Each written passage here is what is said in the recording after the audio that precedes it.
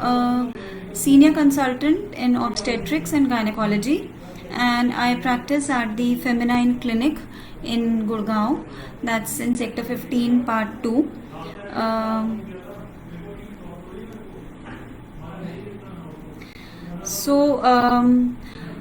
Today in this live session we are going to talk about something which is very common these days, and that is the polycystic ovarian syndrome. At the same time, so PCOS is like one of the modern day epidemics, and at the same time another modern day epidemic is subfertility or infertility.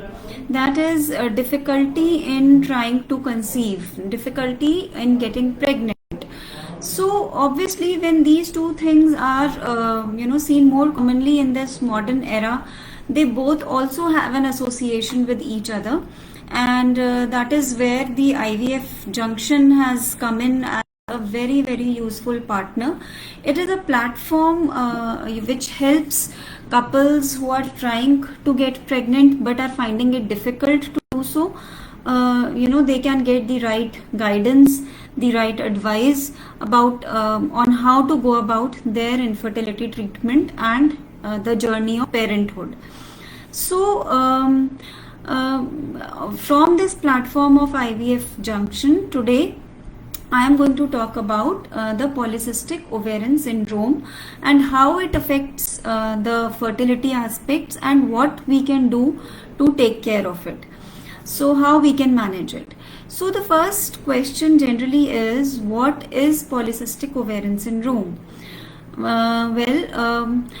PCOS or polycystic ovarian syndrome is the most common endocrinological disorder in females in today's times. What is the meaning of endocrinological disorder? It means that it is a condition of hormonal imbalance. Now, to understand a little bit more about polycystic ovarian syndrome, we have to know and understand the normal physiology of the menstrual cycle. So in the menstrual cycle, in every cycle, the ovary, it has tiny sac-like structures which are called follicles. So at the beginning of the menstrual cycle, small number of follicles get recruited, and then under the influence of the hormone which is called as the FSH and the LH, which are released from the brain, these follicles, they start growing, and one of the follicles becomes bigger than the rest. Now this follicle, it will go on to increase in size, and around the mid cycle, when the LH hormone takes a peak, the follicle ruptures and the egg is released. So if the egg fertilizes with the sperm, pregnancy will happen, and if the egg does not fertilize with the sperm, then the hormone levels start going down, and the egg gradually dies down, the follicle dies down, and because of the fall in the levels of the hormones estrogen and progesterone, the next period happens. So that is what happens in a normal menstrual cycle. Now this very delicate balance of hormones, so we understand that to maintain this balance, it is the proper functioning of the brain very closely knit with the properly functioning ovaries, which will give rise to normal menstrual cycles. If there is a problem anywhere in this entire axis, the cycles will get disturbed, and that is what happens in polycystic ovarian syndrome. So because of the hormonal imbalance, the egg formation does not take place properly. So usually the eggs are not getting released, or they are not getting released in the mid cycle. Rather, they may be released after 1 month or 1.5 months, as a result of which the periods get very irregular, or they get usually delayed. So one of the key feature in women with PCOS is that the period cycles, they get irregular. Usually that pattern of irregularity is delayed periods. Normally a female gets 12 cycles in a year, but here somebody may get 9 cycles a year or lesser number of cycles than that. And sometimes the females may become completely amenorrheic, that is, they are not getting periods at all. The other features in polycystic ovarian syndrome can be features of androgen excess. That means the male hormone excess in the female body. So this can lead to oily skin, pimples coming up, thinning of the hair on scalp, and a male pattern of baldness can start appearing. That can occur.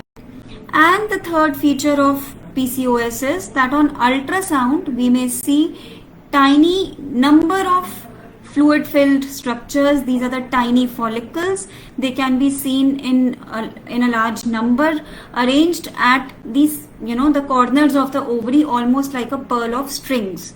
So these are the three features that we commonly see in PCOS, and that is how we also make a diagnosis of PCOS. So to make a diagnosis of PCOS, 2 out of these 3 features have to be present.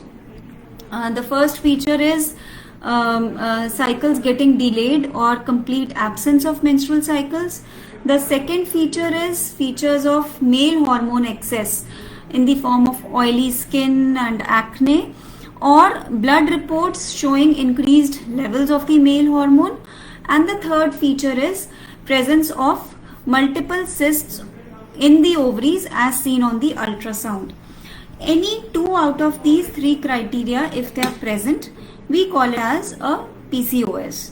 So here I would like to stress that's a very common myth that अगर ultrasound में multiple cyst दिख गए तो मुझे PCOS है.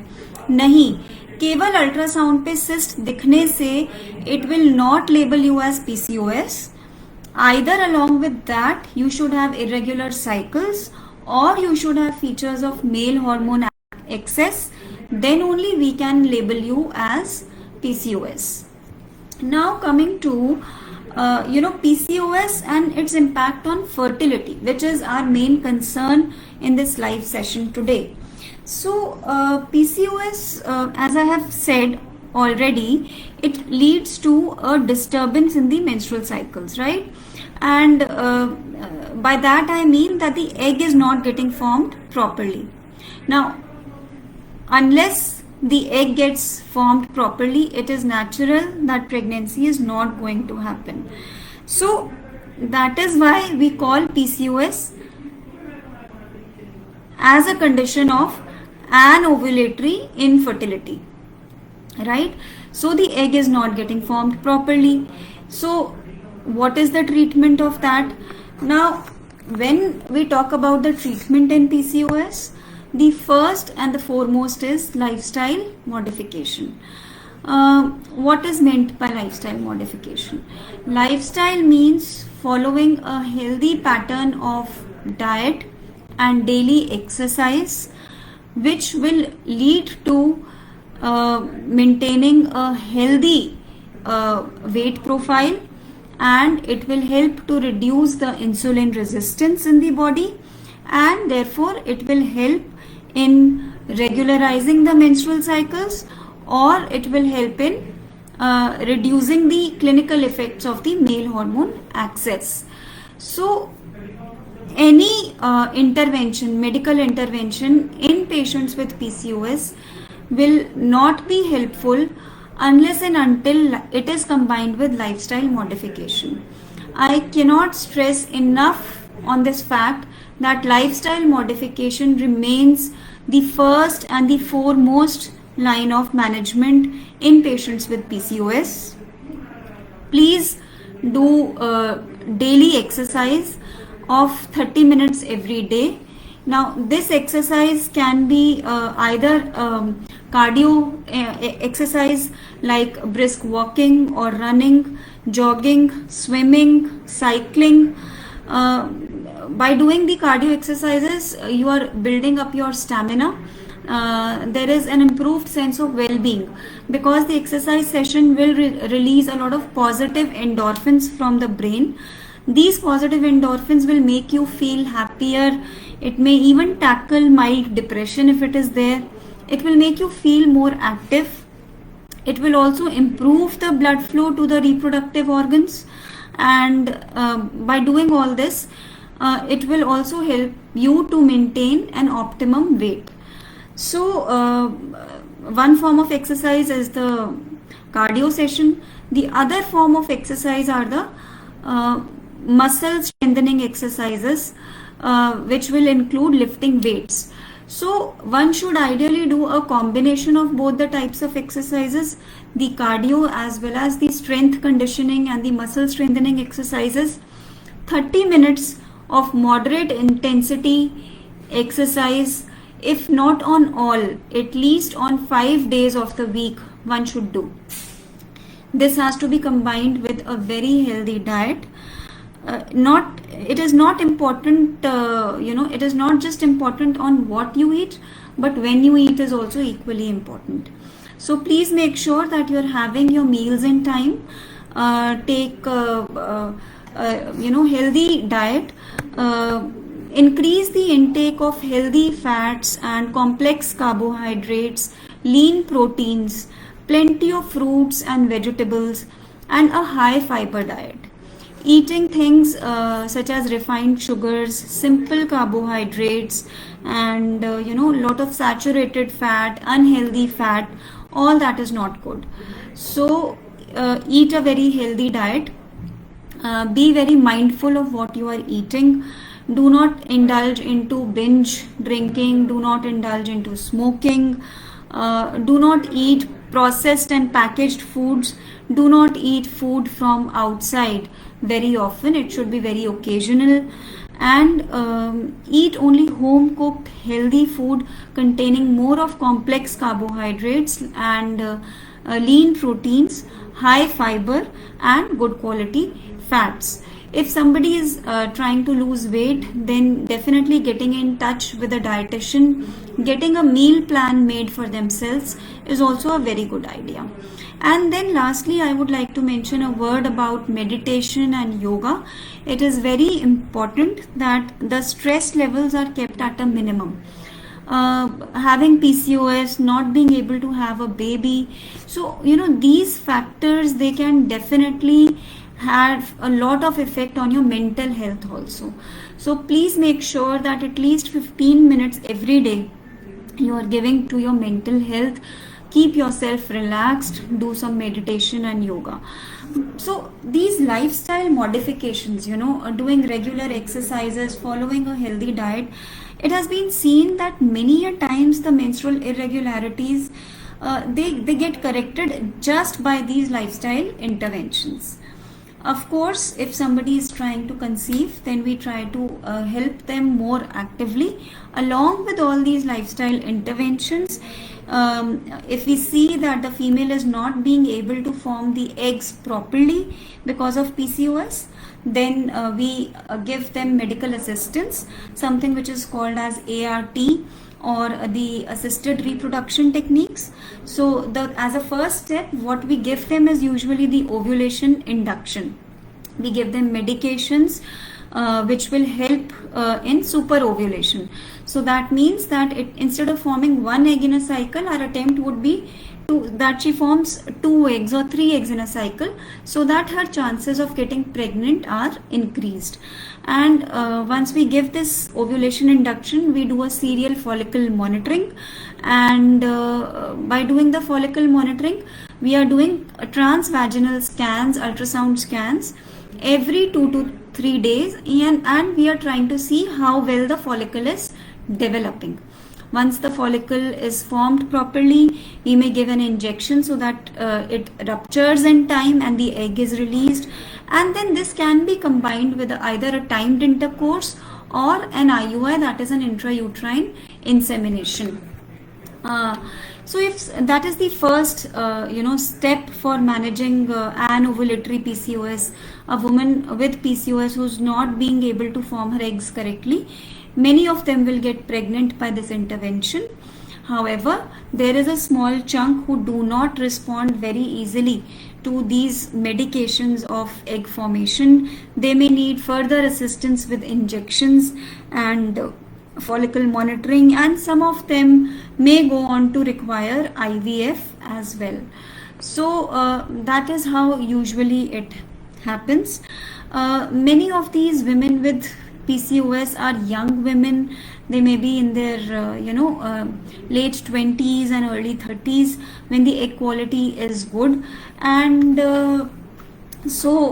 generally the outcomes of the ART techniques, be it simple ovulation induction, IUI or IVF, generally the outcomes are good and they are favorable.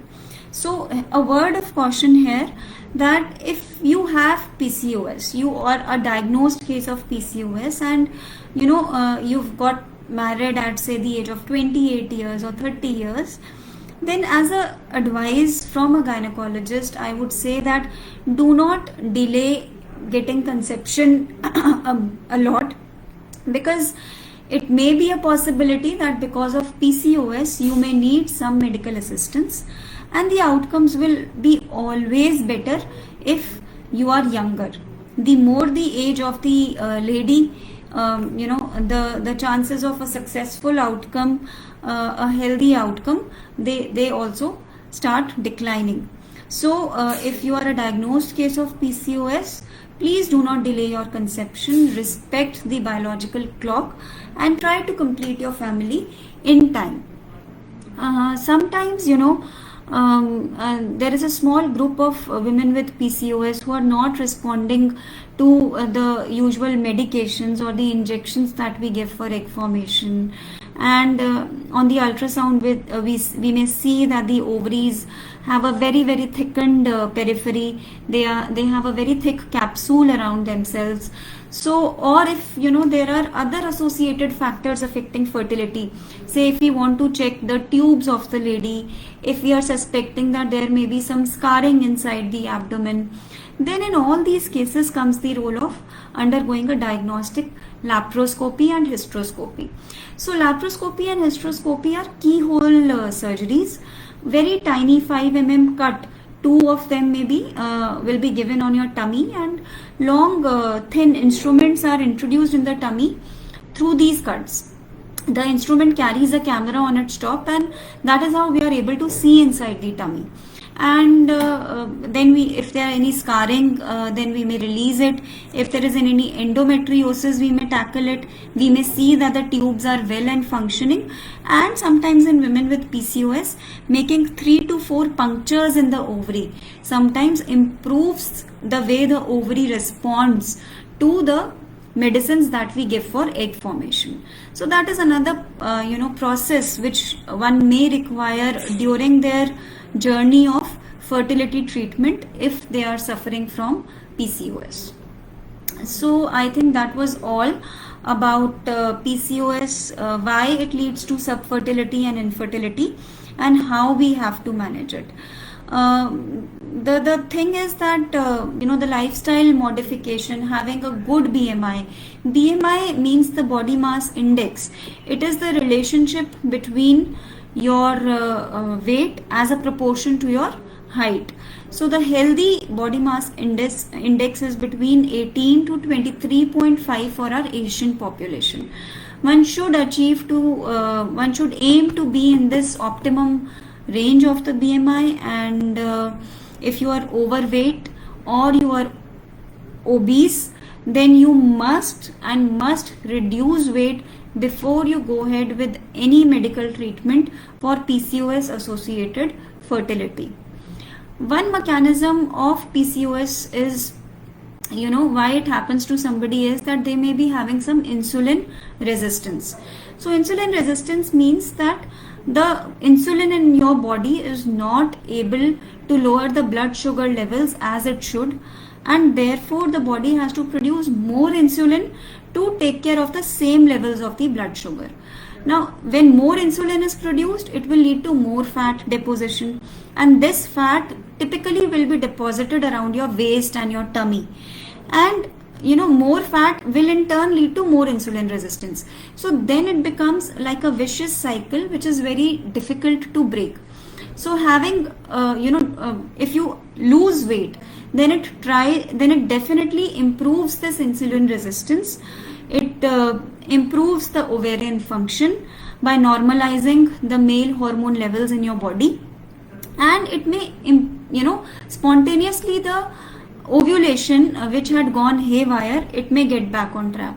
So even if you lose 5% of your excess body weight, you may realize that you are greatly benefited in your endeavors to getting pregnant if you are suffering from PCOS. So that was a brief overview about PCOS and subfertility and infertility. Please feel free to drop in your doubts and your questions, your queries on this platform.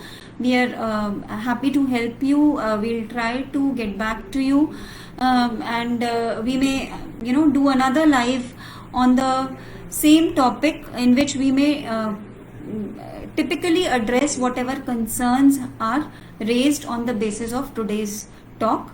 So I hope all of you found this an informative session, and I'd like now to log off from this session, but please drop in your queries and questions, and we'll get back to you on them very soon. Thank you all. Stay home, stay safe.